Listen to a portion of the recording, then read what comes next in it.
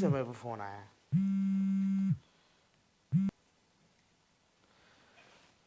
Hello. काम हो गया?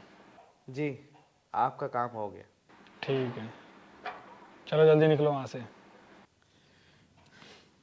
किसका फोन था? हाँ,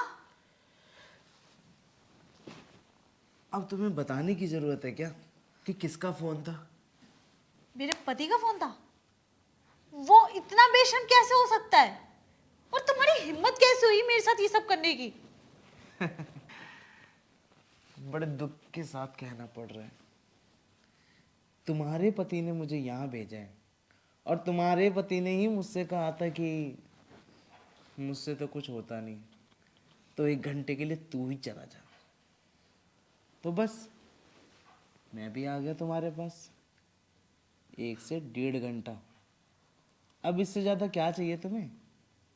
वैसे भी देखो ना, तुम खुश हो, तुम्हारा पति भी खुश है, और तुम्हारा पति भी तो यही चाहता था ना कि मैं तुम्हारे पास आऊं कुछ देर के लिए, ताकि तुम उसको वो खुशियां दे सको जो इस घर में होनी चाहिए।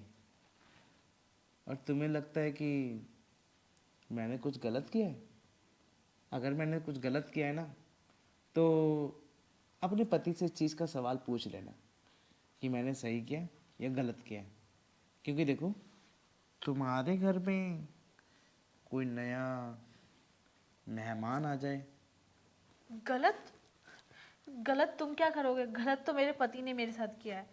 माना कि उससे कुछ नहीं हो पाता है, मैं इस चीज से भी खुश थी।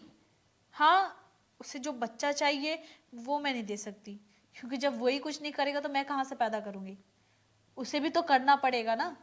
लेकिन नहीं, वो तो हमेशा मुझ पे ब्लेम करता था कि तेरे अंदर ही कोई ना कोई दिक्कत है। अपनी कमी उसने कभी नहीं बताई। और देखो, तुमने आज आके सारी सच्चाई खोल दी। लेकिन फिर भी वो मेरे साथ ऐसा कैसे कर सकता है यार? मतलब उसको मेरे से बात तो करनी चाहिए थी ना इस बारे में कि हाँ, उसमें थोड़ी प्रॉब्लम है या फिर जो भी उसे दिक्कत है वो पहले मुझे बताता तो सही। लेकिन उसने मुझे बताया नहीं, डायरेक्ट अपने दोस्त को भेज दिया। छी, मुझे तो घिन आ रही है उस आदमी से, और तुमसे भी। वैसे जो भी तुमने किया वो अच्छा तो नहीं था, ठीक ठाक ही था। अच्छा, अब तुम्हें इतना ही अच्छा लगा है तो क्यों एक काम करती हो? एक काम करो कि तुम अपने पति के साथ जो नहीं कर पाती हो, जो तुम्हारा पति तुम्हारे साथ नहीं कर पाता, तुम वो सब चीज़ें मेरे साथ शेयर कर लो ना। और हाँ, इस चीज़ का ना हफ्ते हफ्ते का शेड्यूल बना लो। ये शेड्यूल बहुत अच्छा रहेगा तुम्हारे लिए, बेनिफिट भी रहेगा। पता है क्यों? वो इसलिए क्योंकि एक तो तुम एक बच्चे की माँ भी बन जाओगी, और दूसरी चीज़, इस घर में जो खुशियाँ सालों से नहीं आई थी वो आ जाएंगी, और तुम्हारा पति भी पिता कहलाने लायक हो जाएगा। देखो, तुम भी तो चाहती हो कि तुम्हें कोई माँ कह के बुलाए, है ना? देखो, अगर कोई प्रॉब्लम नहीं है तो ये कार्यक्रम हम जारी कर सकते हैं। तुम चुप रहो, ठीक है? और बात रही कि मेरे माँ बनने की, वो तो मैं बनूंगी। और जो लोग मुझे यहाँ के कहते रहते हैं ना कि मैं कभी माँ नहीं बन सकती, मैं बेशर्म हूँ, ये वो फलान ढिकान बहुत सारी चीज़ें बोलते हैं ना, अब वो नहीं बोल पाएंगे।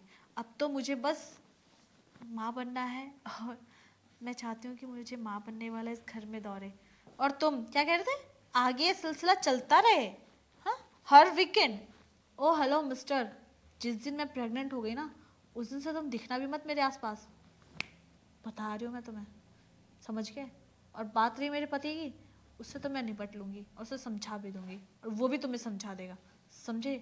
तो आज से लेके अगले हफ्ते तक जो भी तुम्हें करना है कर लो, लेकिन उसके बाद कभी मत दिखना मुझे। चलो ठीक है, कोई बात नहीं। 1 हफ्ते का तो समय मिला तुम्हारे साथ रहने के लिए। क्यों?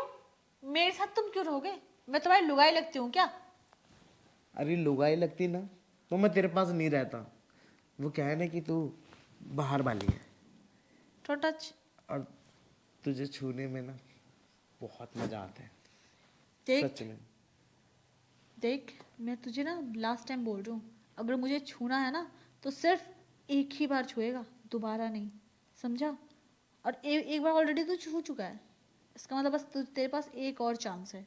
उसके बाद ना तू यहाँ से उठेगा और जाएगा, ठीक और है। फिर नेक्स्ट वीक ही वापस आएगा। हाँ नेक्स्ट वीक कोई दिक्कत नहीं है। वैसे भी मुझे तो सिर्फ और सिर्फ तेरे साथ रंग रलियां बनानी है। उसके बाद चाहे तू मुझे पूछ या मत पूछ, चल चलता हूँ मैं।